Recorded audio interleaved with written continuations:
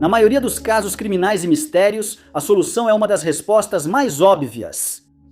Mas há muitos casos em que surgem reviravoltas, seja com culpados inesperados ou motivos surpreendentes. Número 10. Após o roubo de 49 barras de ouro da Casa da Moeda de Perth, a polícia rapidamente prendeu 3 criminosos pelo crime. Décadas depois, eles foram inocentados após uma confissão chocante. No dia 22 de junho de 1982, 3 homens ligaram para a Casa da Moeda de Perth para encomendar ouro. Eles se identificaram como Bob Fryer, Sr. York e Sr. Blackwood. Mais tarde, 3 seguranças foram à Casa da Moeda em veículos blindados buscar os lingotes.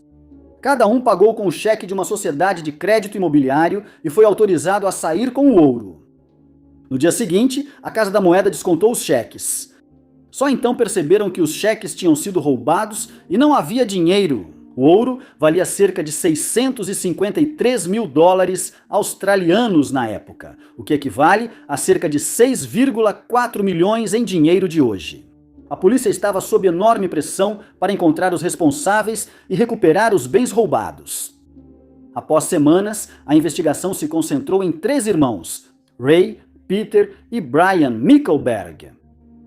Peter foi o primeiro preso e interrogado. Segundo ele, foi agredido e maltratado pelos policiais que o prenderam, mas recusou-se a assinar confissão.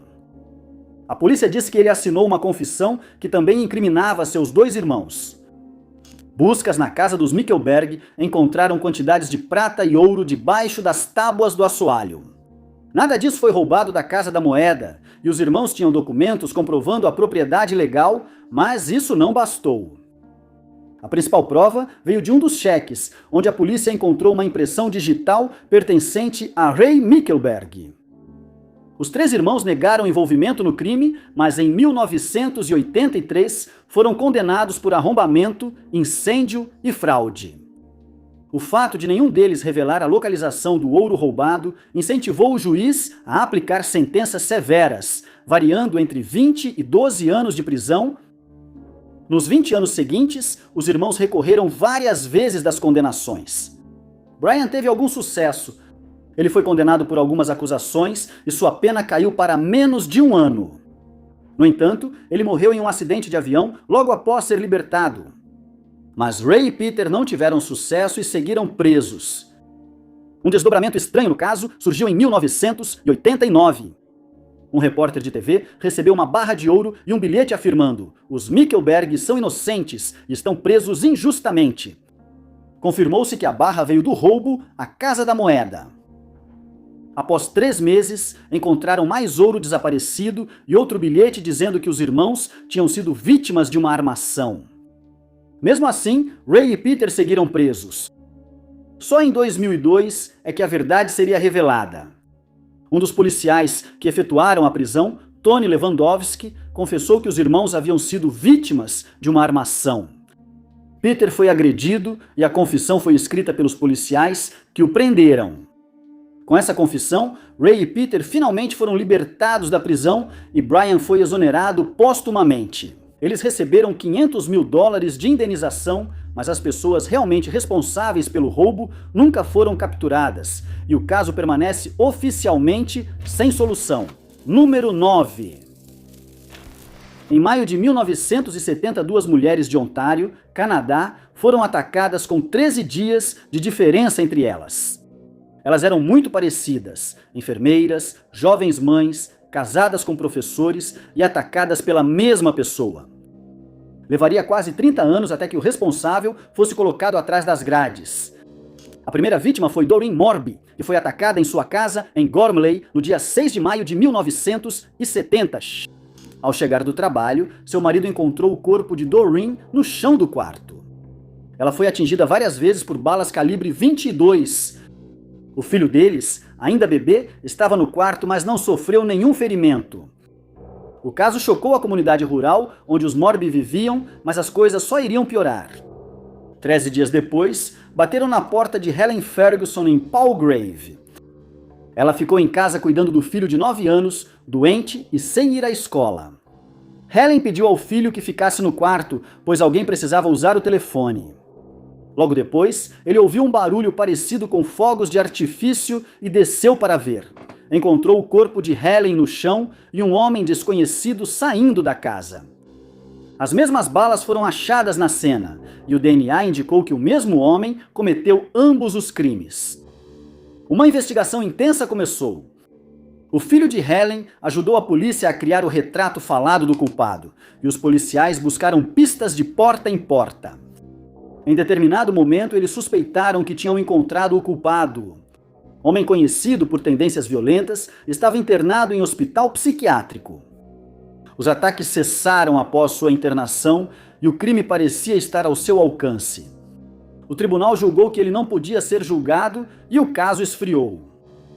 Anos depois, com técnicas avançadas de DNA, as evidências da cena do crime foram comparadas ao DNA do suspeito, confirmando que esse homem não era o responsável pela morte de Doreen ou Helen. O próximo avanço só viria em 1999. Ronald Glenn West era um ex-policial que ajudou na investigação inicial, mas deixou Ontário pouco tempo depois. Ao retornar em 1995, ele começou uma série de assaltos, que acabou resultando em uma sentença de 8 anos de prisão. Enquanto ele estava preso, sua família vendeu a casa. Durante a reforma, os novos donos acharam algo escondido nas paredes do banheiro. Encontraram troféus retirados das vítimas de roubo de West. Também encontraram registro de uma arma igual à usada nos crimes de 1970. A raridade da arma chamou a atenção e fez a polícia investigar West de perto. Ao analisar sua antiga escala, confirmaram que ele não estava de serviço no momento do crime. Amigos antigos confirmaram que ele possuía uma arma igual à usada. A polícia obteve DNA de uma carta que West enviou da prisão para sua ex-esposa.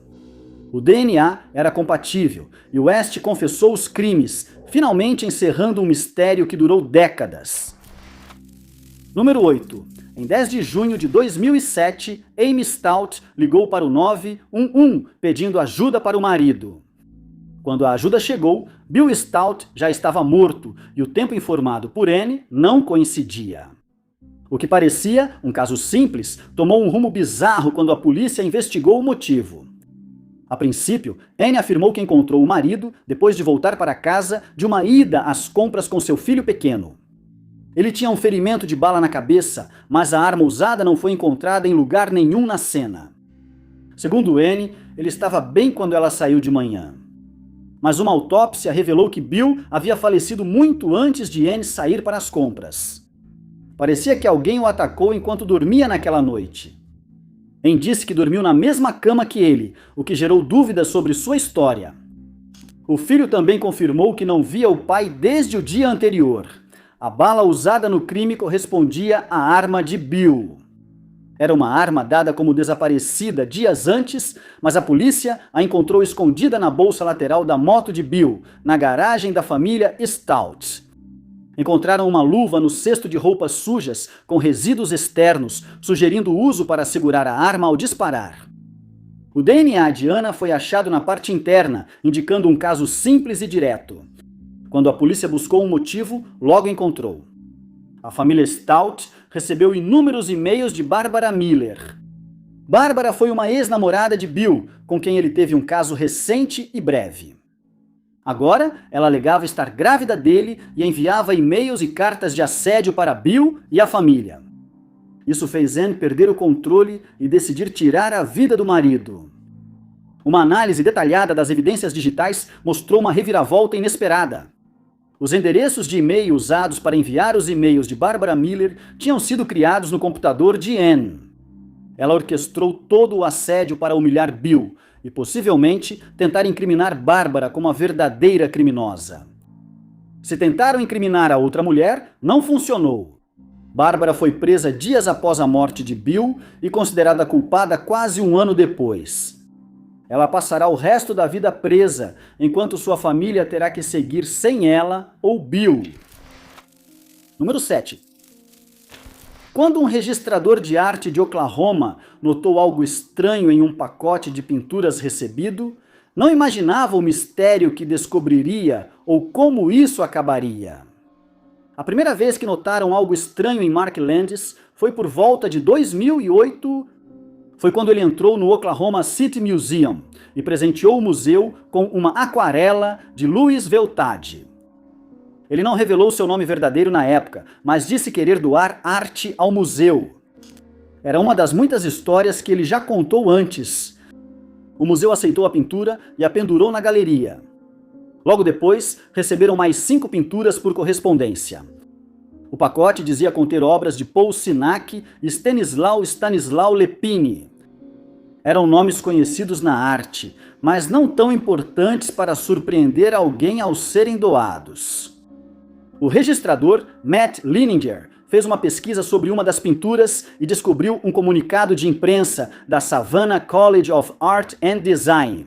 E a faculdade afirmava que um homem chamado Mark Landis havia doado exatamente a mesma pintura para eles. Ele pesquisou outra pintura e descobriu que a St. Louis University of Modern Art divulgou um comunicado sobre a pintura e que Mark Landis novamente fez a doação. Leininger aprofundou sua investigação e outros registradores de museus o procuraram relatando a mesma história. Mark Landis doava pinturas para museus em todos os Estados Unidos. A maioria vinha do mesmo nível de artistas, mas algumas eram de nomes famosos como Picasso. Em alguns casos, ele dizia ser um padre jesuíta ou usava um nome diferente. Mas os diferentes museus conseguiram confirmar que se tratava do mesmo homem. A análise das pinturas mostrou que todas eram falsificações. Mas Landis não era um mestre falsificador de arte. As pinturas estavam prontas, com detalhes corretos e boas cópias. Landis não utilizava materiais especializados para pintar. Ele criava esboços que deveriam ter centenas de anos em papel moderno e envelhecia as obras com manchas de café e lixando as molduras. Algumas pinturas exibiam pixels e padrões, sugerindo que a obra original foi fotocopiada antes de ser pintada.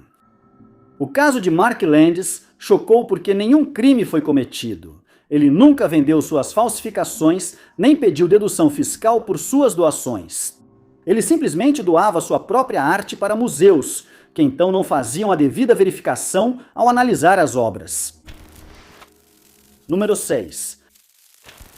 As autoridades notaram o sumiço de Zoe Zhu ao encontrarem sua filha abandonada do lado de fora de um hospital de Sydney. A polícia logo encontrou um suspeito pelo desaparecimento dela, mas a história que ele contou surpreendeu a todos. Zoe era uma jovem especialista em TI que morava em Sydney em novembro de 2003. Ela foi vista pela última vez por câmeras de segurança com um homem de meia idade e empurrando o filho no carrinho. Após a divulgação das imagens, Michael Wallace procurou as autoridades para se identificar. Wallace disse ser bom amigo de Zoe, mas não sabia onde ela estava. A polícia duvidou da história, mas não havia provas de envolvimento dele no desaparecimento. 4 meses depois, obtiveram a evidência necessária. Um conhecido de Wallace procurou a polícia com informações. Ele pediu ajuda ao homem para se livrar do carro de Zoe e agora queria mover seus restos mortais. Segundo o informante, Wallace matou Zoe em 19 de novembro e deixou o corpo dela em uma área de mata. Agora ele queria levar os restos dela ao oceano para que nunca fossem encontrados. Ele concordou em seguir com o plano, mas informou a polícia sobre a movimentação. Wallace foi emboscado enquanto fazia o trajeto com os restos mortais de Zoe na traseira do veículo. Agora pego em flagrante, Wallace contou à polícia a sua versão dos acontecimentos. Ele namorava Zoe, mas ela também se relacionava com outro homem casado.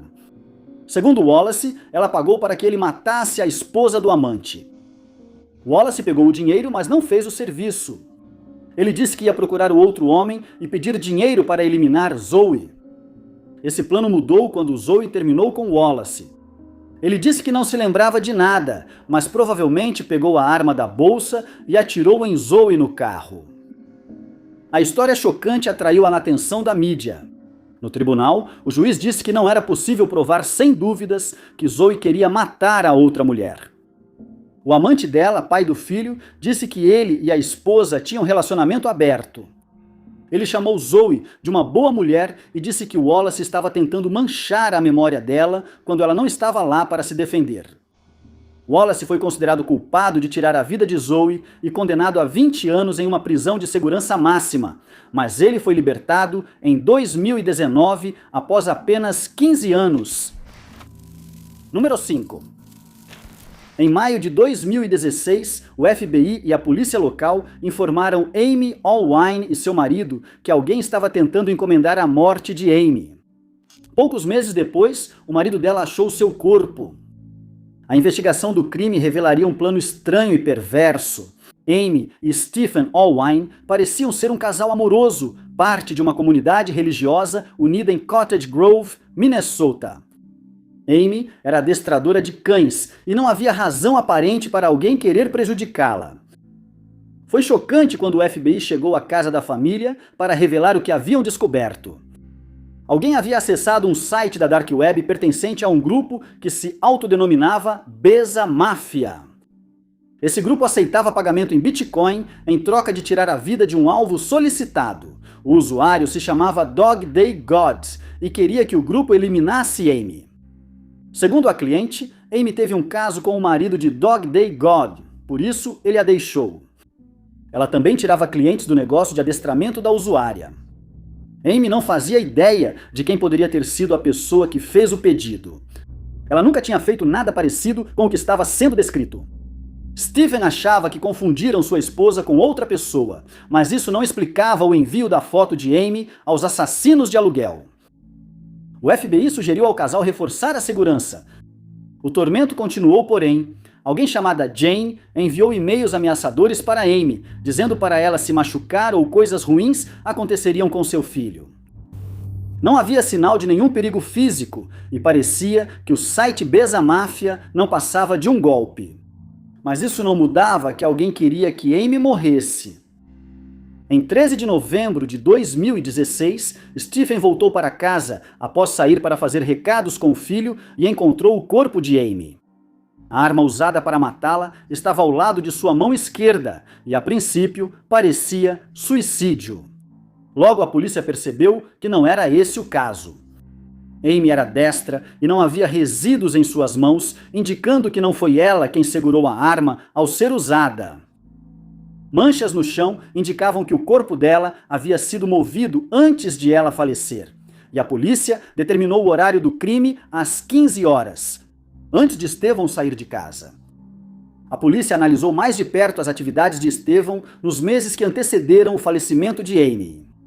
Dados do computador mostraram que as ações nos dispositivos de Estevão coincidiram exatamente com as interações de Dog Day God com a Beza Mafia.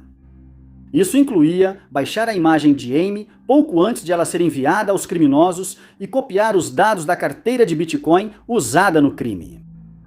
Estevão foi preso, mas se declarou inocente.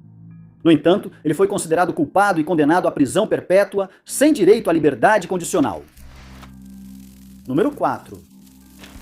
O caso de Rudolph Rupp é um dos casos mais estranhos de condenações injustas. 20 anos após a condenação, a verdade sobre o ocorrido ainda é um mistério. Rudolph Rupp era um fazendeiro de 52 anos de Alta Baviera, na Alemanha, que desapareceu nas primeiras horas da manhã de 13 de outubro de 2001. Ele passou o dia bebendo em um bar próximo de casa e saiu embriagado. Quando amanheceu e Rudolph Rupp ainda não havia voltado para casa, sua família ficou preocupada. Hermine, sua esposa, ligou para o bar perguntando por ele, mas só informaram que ele mesmo estava dirigindo quando saiu.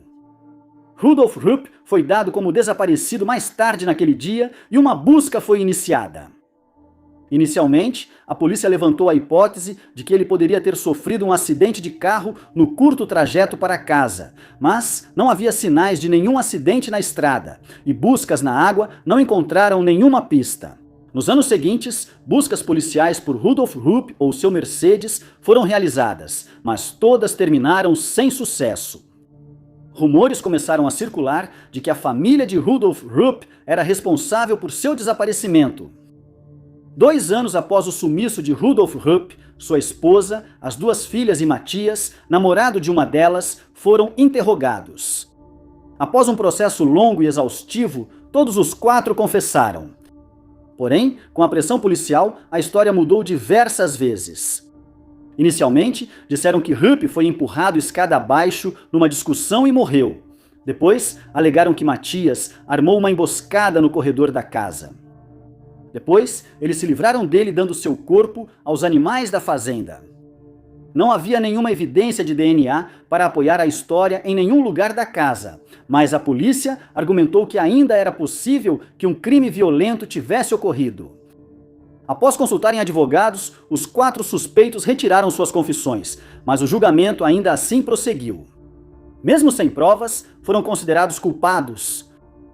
As filhas de Rupp passaram apenas 2 anos na prisão, mas a mãe delas e Matias foram condenados a 8 anos e meio. Em 2009, 4 anos após a condenação, operários dragando o rio Danúbio perto de Burgaim localizaram 2 carros que foram encontrados na água. Um deles foi identificado como o Mercedes de Rupp. Não era só o carro dele, o corpo ainda estava lá dentro.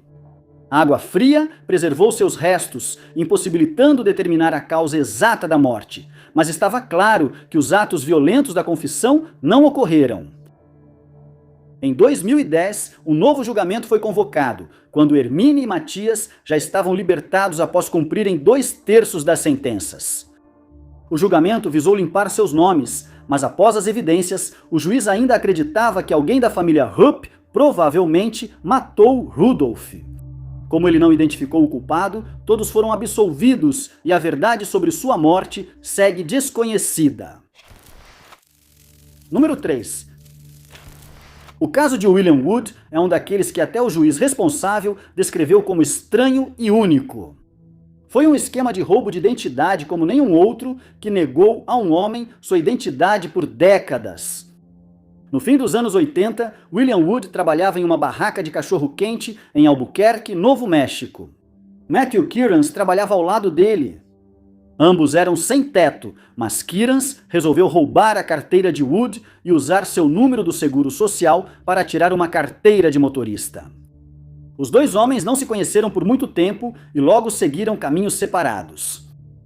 Mesmo assim, Kearns seguiu usando a identidade de Wood, fez cartões de crédito, empréstimos e foi preso por pequenos crimes em que usou o nome de Woody. Mas com o tempo, esse novo William Wood conseguiu colocar a vida em ordem. Em 1994, ele se casou usando o nome William Wood e o casal teve um filho. Ele iniciou uma carreira de sucesso em TI e depois trabalhou na Universidade de Iowa. Em 2019, ele era respeitado na comunidade e parecia ter deixado a vida criminosa. Mas foi quando esse passado o alcançou. O Woody original não teve sorte, pulava de emprego e seguia sem teto. Com o tempo, descobriu cartões de crédito emitidos em seu nome e tentou cancelá-los, sem sucesso. Em 2019, ele foi a um banco na Califórnia tentar fechar uma conta em seu nome.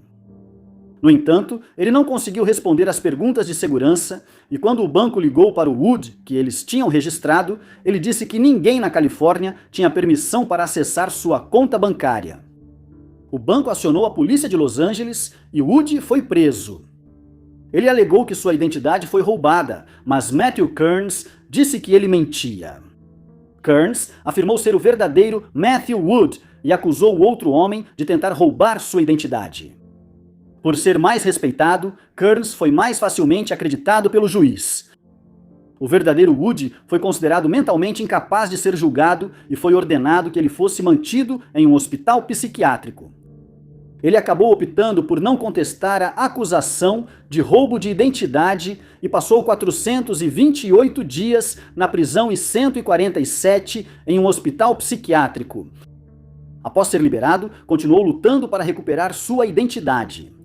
Ele entrou em contato com a Universidade de Iowa, onde Kearns trabalhava, e lá um policial decidiu assumir o caso. No início, ele queria provar que seu colega era o verdadeiro Woody e encerrar o caso de vez. Quanto mais investigava registros policiais e certidões de nascimento antigos, mais se convencia da história de Woody. O policial conseguiu localizar o pai de Woods, que forneceu provas de DNA, quando lhe mostraram uma foto de Kearns, ele afirmou não fazer ideia de quem era aquele homem. Com base nas provas de DNA e nas pequenas discrepâncias na versão de Kearns, ele foi preso e finalmente confessou o roubo. Em janeiro de 2025, ele foi condenado a 12 anos de prisão federal, enquanto a condenação anterior de Woods foi anulada. Número 2. Em 22 de maio de 2010, o pai de Sam Herr entrou no apartamento do filho e fez uma descoberta perturbadora. O corpo de uma mulher parcialmente despida estava na cama de Sam, mas Sam não foi encontrado no prédio. A polícia logo criou uma teoria, mas tudo mudou após uma reviravolta no caso. Sam tinha 26 anos na época do crime. Ele estudava no Orange Coast College e morava em Costa Mesa, Califórnia. Ele ainda era bem próximo dos pais, que moravam perto de Anaheim. Em 21 de maio, Sam deveria ir à casa dos pais, mas não apareceu. No início, não se preocuparam achando que ele esqueceu dos planos. No dia seguinte, porém, continuava sumido. Seus pais tentaram ligar para ele, mas as chamadas iam direto para a caixa postal. Foi então que seu pai foi à Costa Mesa para ver o que ocorria. Ele encontrou o corpo de uma mulher sem vida no quarto de Sam, com grave ferimento na cabeça, parcialmente despida e deitada com o tronco sobre a cama. A polícia foi acionada e uma bolsa encontrada no apartamento revelou que a mulher era Julie Kibweshi. Julie também estudava no Orange Coast College e era muito próxima de Sam. Ambos negaram um relacionamento romântico, mas a cena no apartamento de Sam mostrava que ele tinha algum desejo. Para a polícia, parecia que Sam atacou Julie após ela rejeitar as investidas dele. Ele então fugiu do local, levando sua carteira e passaporte com ele. Ao conversar com os vizinhos, as histórias pareciam sustentar a teoria. O vizinho Daniel Wozniak contou à polícia que viu Sam no dia seguinte ao crime entrando em um carro e dizendo que ficaria com os pais por um tempo. Uma reviravolta ocorreu com a autópsia de Julie. Ela mostrou que toda a cena no quarto tinha sido encenada. Julie havia perdido a vida horas antes de ser despida e posicionada na cama. Alguém quis encobrir o motivo do crime. A polícia ainda suspeitava de Sam. Com a ajuda do pai dele, eles conseguiram rastrear a atividade bancária e descobriram que alguém estava sacando muito dinheiro de um caixa eletrônico em Long Beach. Usaram o cartão bancário de Sam para pedir pizza em um endereço em Long Beach. A polícia rastreou quem usava o cartão dele e identificou um adolescente pego no caixa eletrônico. Ele contou à polícia que recebeu o cartão de outra pessoa e essa pessoa pediu que ele sacasse dinheiro para ela. Essa pessoa era David Wozniak. A polícia voltou a falar com Wozniak. Inicialmente, ele disse que ajudou Sam a encobrir o ataque a Julie, mas depois de mais interrogatórios, confessou. Ele tirou a vida de Sam em 20 e 1 de maio depois atraiu Julie para a casa de Sam e a atacou. Todo o seu motivo era financeiro. Ele devia milhares de dólares e sabia que Sam guardava dinheiro do adicional de combate. Ele matou Julie apenas para esconder seus rastros. Wozniak revelou à polícia onde deixou o corpo de Sam, a história foi confirmada e ele foi condenado à morte. Número 1. Quando a polícia atendeu ao primeiro chamado na casa de Christine Banfield, o caso parecia relativamente simples. Porém, ao analisarem melhor o caso, viram que nada era como parecia. Christine Banfield vivia em Herndon, Virgínia, com o marido Brandon e a filha pequena. Eles também tinham uma au pair morando com eles, uma brasileira chamada Juliana Magalhães. Por fora, tudo parecia bem, então os acontecimentos de 24 de fevereiro de 2023 foram completamente inesperados. A polícia foi acionada na casa dos Banfield após uma invasão violenta. Magalhães encontrou os policiais que responderam ao chamado do lado de fora e explicou o que havia acontecido. Enquanto preparava a filha dos Banfield para viajar, ela viu um carro desconhecido parar em frente ao apartamento. Ela chamou Brandon e, ao entrarem em casa, encontraram um homem desconhecido no quarto principal. O homem atacou Christine, então Brandon atirou nele e tentou socorrer a esposa. Ao vê-lo se mexer, Magalhães também atirou, matando-o. Christine sofreu vários ferimentos de objeto cortante e morreu. A princípio, isso parecia uma invasão que deu errado. Então a polícia descobriu a identidade do homem misterioso. Era Joseph Ryan, supostamente convidado por Christine para Espamasei. Joseph usou o telefone de Christine para trocar mensagens em um site explícito.